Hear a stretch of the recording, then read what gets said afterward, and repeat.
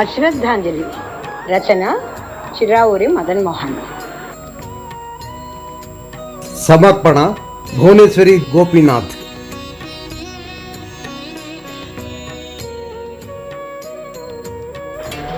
Old age home నుండి phone. Head master Raghavayya గారు పరమపదించారు, వచ్చి బాడీ కలెక్ట్ చేసుకోండి అని.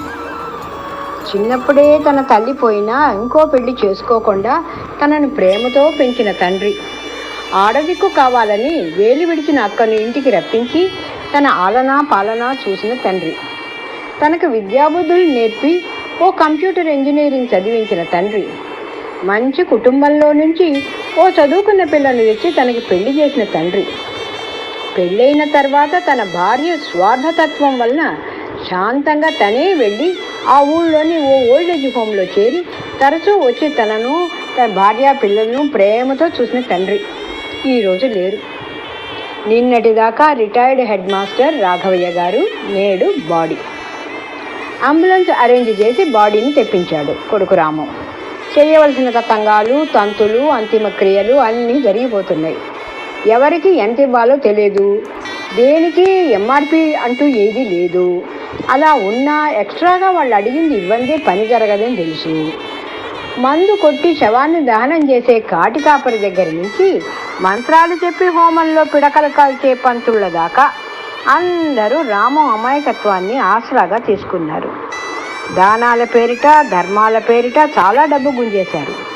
పైగా మాటిమాటికి శ్రద్ధతో చేసేదే శ్రాద్ధం అని హిప్నాటిక్ సజెషన్లు వేరే. తను పెట్టే ఖర్చు ఎక్కువే అని తెలుస్తున్నా తను ఏమీ చేయలేకపోతున్నాడు రాము.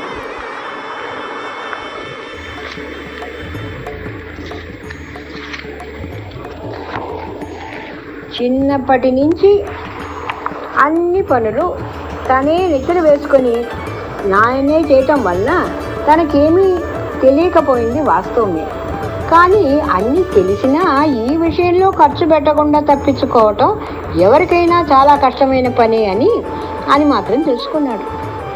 మా ఆయన ఉంటే మంగళాడేందుకు అన్నట్టు నాన్నగారు బతికుంటే ఇంత ఖర్చు పెట్టనిచ్చేవారు కాదు ఈ తతంగానికి అనుకుని తన అమాయకత్వానికి తనలో తనే నవ్వుకున్నాడు రాము. పక్కనే హిందూ పరిషత్ అని, రాఘవేంద్ర మంటప సేవ అని ఉన్నాయి. అక్కడైతే అతి తక్కువ ఖర్చులోనే అయిపోతాయి కూడా. కానీ అదంతా పిల్లలు లేని అనాథ ప్రేతాలకే చేస్తారని నలుగురు అంటారన్న అహం కలిసిన నామోషి. మరి తల్లిదండ్రులు ఓల్డేజ్ హోమ్లో ఉన్నప్పుడు ఏమైంది ఈ అహం నామోషి అంటే దానికి జవాబు ఉండదు. కానీ కారణాలు మాత్రం చాలా ఉంటాయి ఈ కాల పిల్లలకు. అంబులెన్స్ ఖర్చు నుంచి ఆఖరి శుభం రోజు వరకు అంచెలంచెలుగా 40,000కు పై చిల్లర దోచేశారు. నాన్నగారు తనతో చాలాసార్లు తను గనక లేకపోతే శాస్త్ర సాంప్రదాయాలు అంటూ అనవసరపు ఖర్చుల జోలికి పోకుండా ఓ అనాథ శరణాలయంలో అందరికీ ఒకరోజు భోజనం ఖర్చు ఇచ్చేయి. అలాగే లోకల్ తెలుగు డైలీలో శ్రద్ధాంజలి కాలంలో నా ఫోటో ప్రచురించరా, ఎందుకంటే నేను హెచ్ఎంగా ఈ ఊళ్ళో 10 ఏళ్ళు పనిచేశా. ప్రతి వాళ్ళకి నన్ను తెలుసు. నేను ఉన్న సంగతి తెలిసిన వాళ్ళకి నేను పోయిన సంగతి కూడా తెలియాలి కదా. పాపం నువ్వు ఎంతమందికని చెప్పగలవు అనేవాడు. ఏంటా పిచ్చి మాటలు, సర్లే అని ప్రేమగా ఆయన నోరు మూసేవాడు రాము. తన చావు కబురు 10 మందికి చెప్పటంలో కూడా తనకు అలసట రానియకూడదని ఆలోచించిన పెద్ద మనసున్న మనిషి నాన్నగారు. ఏంటో ఈ లోకంలో చివరిదాకా ఎవరు శాశ్వతం కాదు, ఏది శాశ్వతం కాదు. శ్మశాన వైరాగ్యం తెలుసుకున్నాడు. మొత్తానికి ఈ దోపిడీ గందరగోళంలో నాన్నగారి ఫోటో వేసి శ్రద్ధాంజలి ఘటించడం కుదరలేదు రామంకు. ఇక అంతా అయిన తర్వాత వేస్తే బాగుండదులే అని మనసును సరిపెట్టుకున్నాడు. ఆ రోజు ఆదివారం. అప్పుడే నాన్నగారు పోయి 15 రోజులైంది. రోజులు పోయేదే తెలియట్లా. కాలము కెరటము ఎవరి కోసమో ఆగదు అంటారు, కానీ కాలము ఖర్చు ఒకరి కోసం ఆగవు అంటే ఎలా ఉంటుంది అని ఆలోచిస్తున్న రాము ఆలోచనల్ని భంగం చేస్తూ, సార్ ఎవరు? రాము అడిగాడు. నా పేరు రామబ్రహ్మం. నేను మీ తండ్రి గారితో హోంలో ఉండేవాణ్ణి. మీ ఫాదర్ పోవడానికి ముందు రోజు మా ఊళ్ళో పని ఉండి వెళ్ళాను. నిన్ననే వచ్చాను. ఇంతలో ఇంత అయిపోయింది. తన తదనంతరం ఈ కవర్ని మీకు ఇవ్వమని నాన్నగారు ఇచ్చారు. ఆలస్యానికి క్షమించండి అంటూ ఒక సీల్డ్ కవర్ ఇచ్చాడు.